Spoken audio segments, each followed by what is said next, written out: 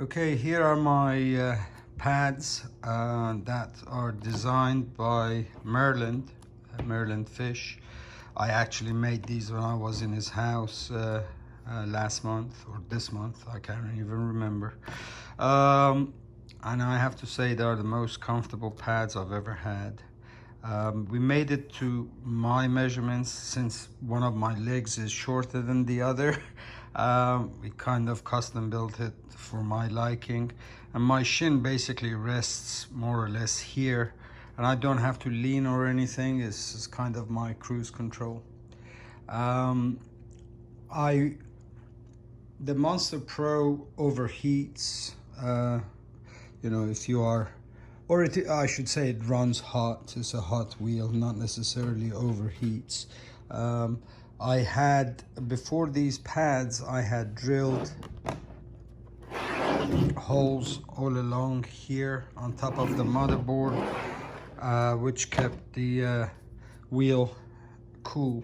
But obviously after having put these on, it covers the holes.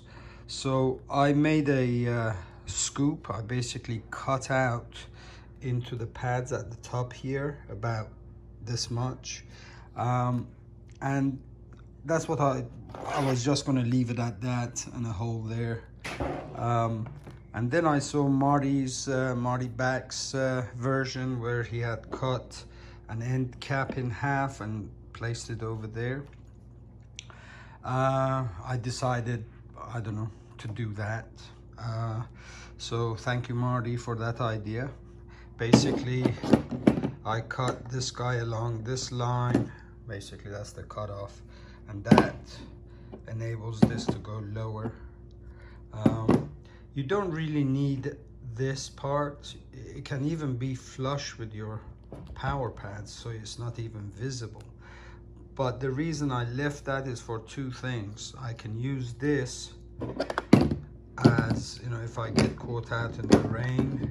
It's a test cap for plumbing. It basically goes in there and then you turn it and it tightens. That's it. And the other reason is for surface area to be able to glue this down.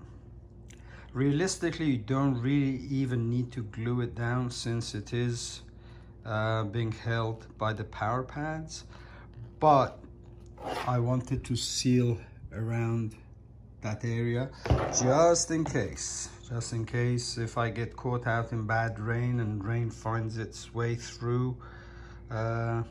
So that's the only reason I did that. But if you don't ride in the rain, you don't foresee getting caught out in the rain, you can just make it flush with your power pads. Now that hole is directly on top of the DC board, and to the right of the fan, and it is above the battery area. So it should suck in a lot of air. Since Marty has already tried it and he says 12 degrees centigrade, which is about, I think, 20 something degrees Fahrenheit temperature difference with his scoop. I remember with my test, with my holes that I had created there, I was running a 20, I think it was 26 degrees Fahrenheit difference. So I'm pretty sure this will be about the same. And then I may just cut into the brake area. I already have holes made in the shell from before, so I may cut out into the brake area for exhaust. At the moment I won't. I will just test it this way. Alrighty,